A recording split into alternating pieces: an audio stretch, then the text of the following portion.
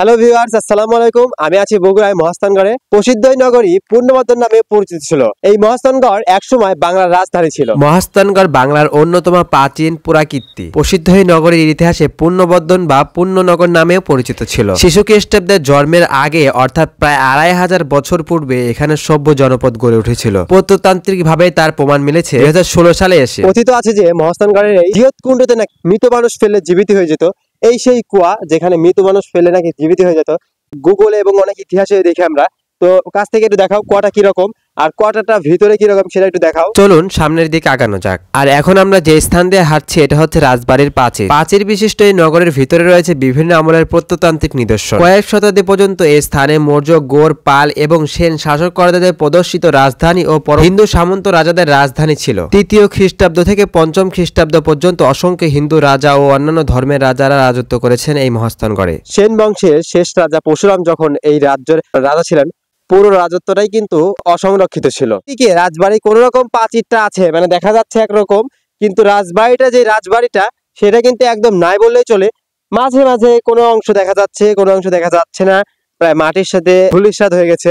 রাজবাড়ির প্রাচীরটাই যদি এত মোটা হয় এবং এত লম্বা হয়, এত উঁচু হয়, তাহলে এই রাজবাড়িটা কতটা প্রশস্ত হবে, কতটা বড় হবে এই রাজবাড়িটা আপনি ভেবে দেখুন। যেহেতু মহাস্থানগড় 2500 বছর আগে এই রাজ্যটা তৈরি হয়েছিল, আমার মনে হয়, আমি যতটুকু দেখলাম বা বুঝলাম, এই মহাস্থানগড়ের রাজপ্রাসাদ তখনকার সময় পৃথিবীর সব থেকে বড় মানে রাজপ্রাসাদ ছিল। এত বড় এরিয়া এবং এত বড় জায়গার এই রাজপ্রাসাদটা তৈরি হয়েছে, আপনি এক পাশ থেকে অন্য পাশ যাইতে আপনার অনেকটা সময় লাগবে। তাহলে ভাবুন এই রাজপ্রাসাদটা কত বড় ছিল। আপনি হয়তো ভিডিওটা দেখছেন, কিন্তু আপনি হয়তো ভিডিওটার মূল জিনিস লক্ষ্য করেন নাই। এই যে রাজবাড়ির প্রাচীরটা দেখছেন, নিচ থেকে শুরু করে কত উঁচাতে এই রাজবাড়িটা ছিল বোঝেন। তাহলে বলতে গেলে আমরা এখন পর্যন্ত যতটুকু দেখলাম, পুরো রাজবাড়িটা কিন্তু একরকম পাহাড়ের উপরে বসানো ছিল। আমরা এখানে আরো 2টা টিকিট সংগ্রহ করলাম, আর এখানে স্টুডেন্টদের জন্য 10% ছাড়। আমি এখন আছি হচ্ছে মহাস্থানগড় প্রত্নতান্ত্রিক জাদুঘরে। এর আগের ভিডিওতে আমরা দেখছি যে পুরো রাজবাড়িটা এবং রাজবাড়ির সংস্কৃতিগুলা। এখন আমরা দেখবো মহাস্থানগড়ের যে ঐতিহ্যগুলো এবং সংস্কৃতিগুলো আছে সেগুলা। আসেন আমি যাই, আপনাদের দেখাই একটু।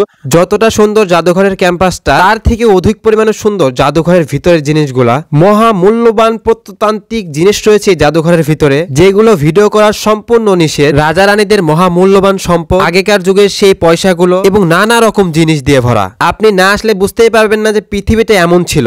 মহাস্থানগড়ের রাজবাড়ির এটা প্রায় অন্য একটা অংশ, যার নাম গোবিন্দভিটা। আর এটা সম্ভবত করতোয়া নদীর পাশে অবস্থিত। আপনাদেরকে একটু ভালোভাবে দেখাই। গোবিন্দভিটা একটি খননকৃত প্রস্তরস্থল, যা বগুড়ার কোন্ডননগরের উত্তর পরিখার উত্তর তীরে অবস্থিত।